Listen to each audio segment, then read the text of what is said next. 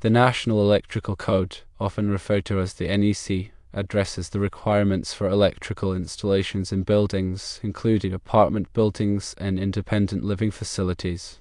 The question of whether individual unit metering is required versus allowing a single meter for the entire building is specifically covered within the code. Generally, the NEC permits a single meter for an entire apartment building or independent living facility. This means that the electrical service can be provided through one central meter, and the building owner or management is responsible for paying the entire electricity bill. Individual unit metering, where each apartment has its own meter and pays for its own electricity usage, is not mandated by the NEC. However, it's important to understand the factors that might influence this decision and the specific code sections that apply. Several factors might lead a building owner or developer to consider individual unit metering even if it's not required. Firstly, cost allocation. Individual metering allows for accurate allocation of electricity costs to each unit, which can be more equitable and encourage energy conservation among residents. Secondly, tenant billing. With individual metering, tenants are directly responsible for their electricity bills, which can reduce the administrative burden on the building owner. Thirdly, energy management. Individual metering provides tenants with better visibility into their energy consumption, which can motivate them to reduce their usage. Fourthly, green building certifications. Some green building certifications, such as LEED, may incentivize or require individual metering to promote energy efficiency. Despite these potential benefits, there are also costs associated with individual metering, including the cost of installing and maintaining the meters, as well as the administrative costs of billing each tenant separately. When a single meter is used for the entire building, the NEC still requires that certain provisions are met to ensure safety and proper electrical distribution. Firstly, service entrance.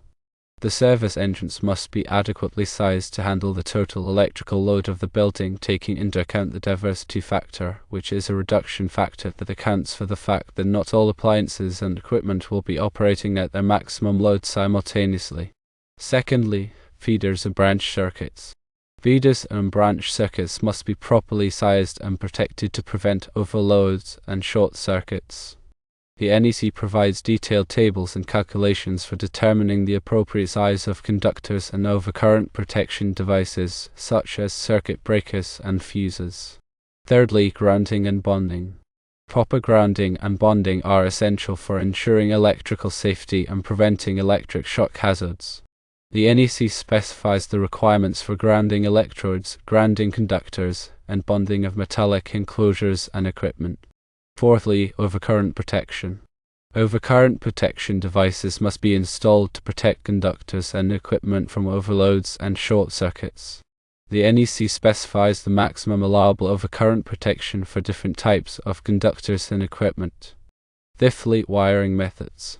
The NEC specifies the acceptable wiring methods for different types of installations, including the types of cables, conduits, and raceways that can be used. Sixthly, disconnects. Disconnects must be provided to allow for the safe isolation of electrical circuits for maintenance and repair. The NEC specifies the location and type of disconnects required for different types of equipment. Regarding specific NEC articles relevant to metering and service requirements, Article 220 covers branch circuit, feeder, and service calculations. This article provides the rules for calculating the electrical loads in a building, which are used to determine the size of the service entrance, feeders, and branch circuits. Article 230 covers services. This article covers the requirements for the service entrance, including the service conductors, service equipment, and service disconnecting means. Article 240 covers overcurrent protection.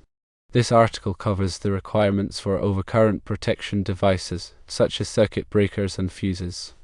Article 250 covers grounding and bonding. This article covers the requirements for grounding and bonding electrical systems to ensure electrical safety. Article 310 covers conductors for general wiring. This article provides ampacity tables for conductors and earthing factors for various conditions, such as high ambient temperatures and multiple conductors in a raceway. Article 408 covers switchboards and panel boards. This article covers the requirements for switchboards and panel boards, which are used to distribute electricity throughout the building. Article 547 covers agricultural buildings. While not directly applicable to apartment buildings, this article provides useful information on wiring methods and grounding requirements in corrosive environments. When designing the electrical system for an apartment building with a single meter, it's crucial to perform accurate load calculations to ensure that the service entrance and distribution equipment are adequately sized. Firstly, calculate the general lighting load. The NEC specifies the minimum lighting load for different types of occupancies based on the square footage of the building. Secondly, calculate the receptacle load. The NEC also specifies the minimum receptacle load for different types of occupancies based on the number of receptacles installed. Thirdly, calculate the appliance load. This includes the load of all permanently connected appliances such as water heaters, air conditioners, and electric ranges.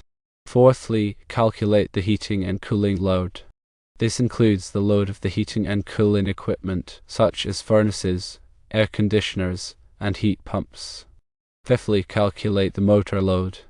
This includes the load of all motors, such as those used in elevators, pumps, and fans. Sixthly, apply demand factors. The NEC allows for the application of demand factors to reduce the calculated load, taking into account the fact that not all appliances and equipment will be operating at their maximum load simultaneously. After calculating the total load, the service entrance conductors and equipment must be sized to carry the load continuously. The NEC specifies the ampacity of different types of conductors based on their size and insulation type. The overcurrent protection devices must also be sized to protect the conductors and equipment from overloads and short circuits. It is important to consider future expansion when designing the electrical system. It may be wise to install a larger service entrance and distribution equipment than is currently required to accommodate future increases in electrical load. It's also important to consult with the local utility company to determine their requirements for connecting the building to the electrical grid. The utility company may have specific requirements for metering, service entrance equipment, and grounding. In addition to the NEC, local building codes and regulations may also apply. These codes may have additional requirements for electrical installations, such as requirements for emergency power systems, fire alarm systems, and energy efficiency. Therefore, it is recommended to consult with a qualified electrical engineer or contractor to ensure that the electrical system is designed and installed in accordance with all applicable codes and regulations. The qualified professional will ensure that the electrical system is safe, reliable, and meets the needs of the building and its occupants.